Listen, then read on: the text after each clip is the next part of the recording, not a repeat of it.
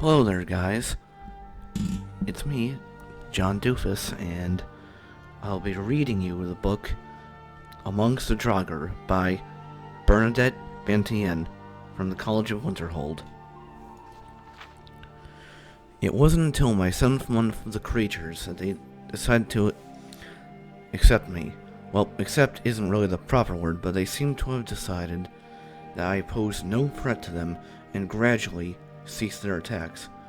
Though more than capable of fending them off, a combination of fire and turning spells are generally sufficient, I admit that I'm tired of having to be ever vigilant in their presence. I'll never know whether there was some sort of agreement communicated among them, for the only utterances they seem to make to me in that heathen tongue that I can't pronounce, much less transcribe.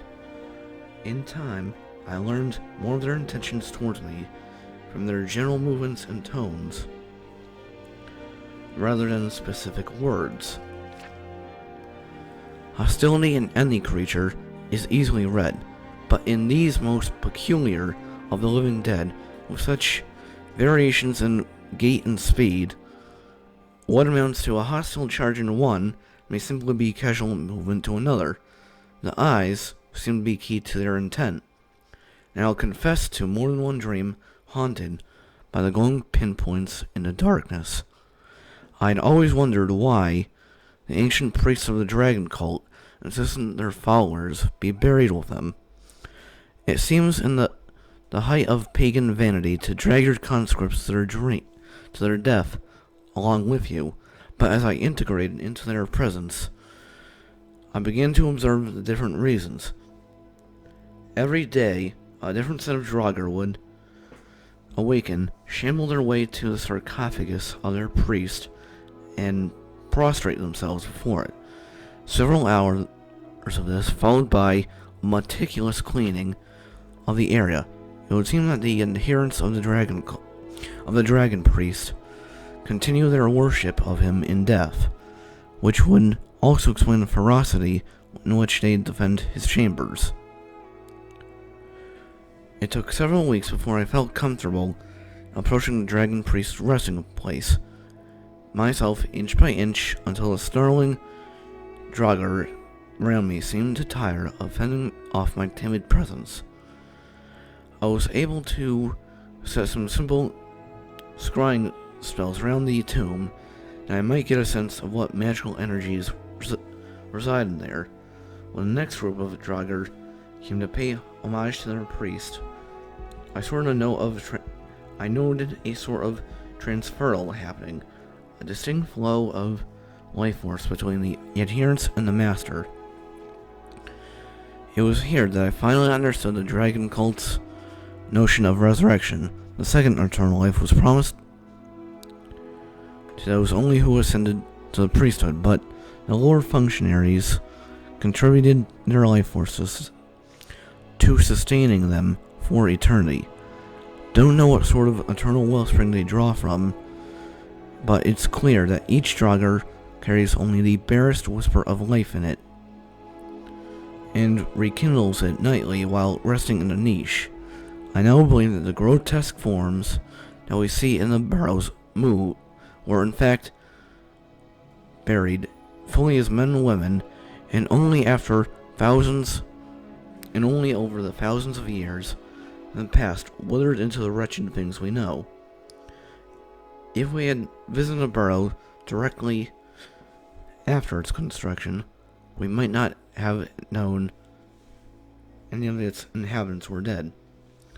These discoveries and extrapolations excite me, and my mind aches to return to the barrows. I have only paused here at the college to transcribe these notes and to gather further supplies for a more extended stay. My new hope is to learn some rudimentary way of speaking to them, for imagining what they could tell us of the early mists of time is staggering.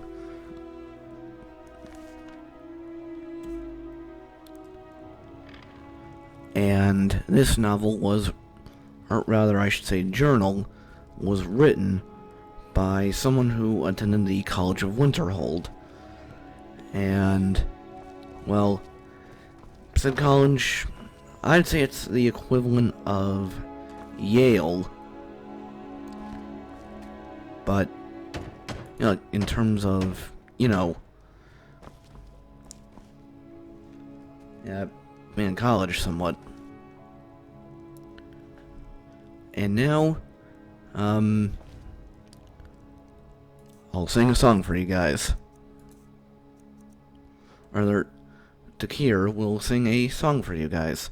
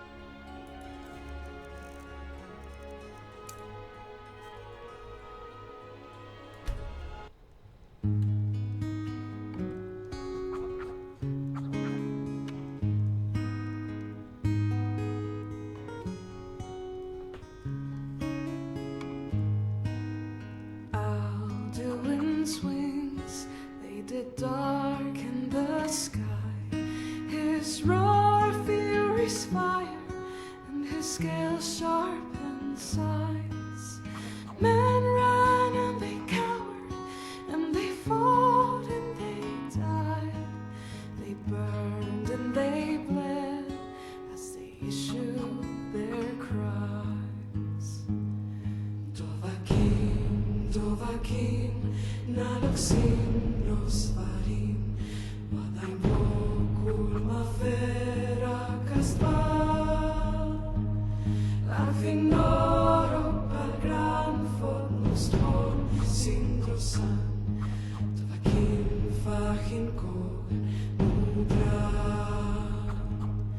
We need saviors to free us from Alduin's reach, heroes on the field of this new war to wage.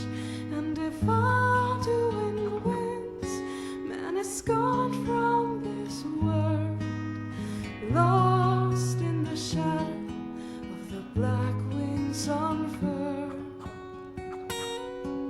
But then came the times on that terrible day, steadfast as winter, they entered the fray. And I heard the music of Alduin's doom, the sweet song of Skyrim, sky-shattering Thum. And so the tongues freed us from Alduin's rage, gave the gift of the voice, ushered in a new age. And if Alduin's eternal, then eternity's done,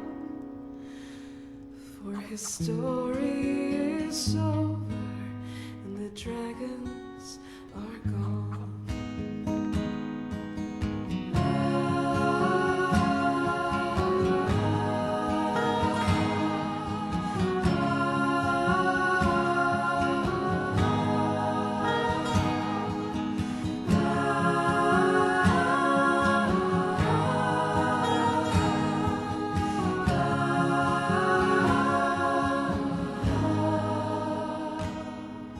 And so the tongues freed us from Magdalene's reach, gave a gift of the voice, ushered in a new age. And if Aldwin's eternal, then eternity's done. For his story is over, and the dragons are gone.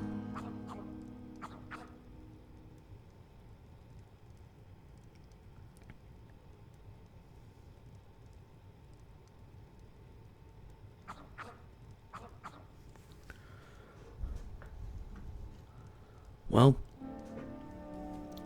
see you guys, and thanks for watching.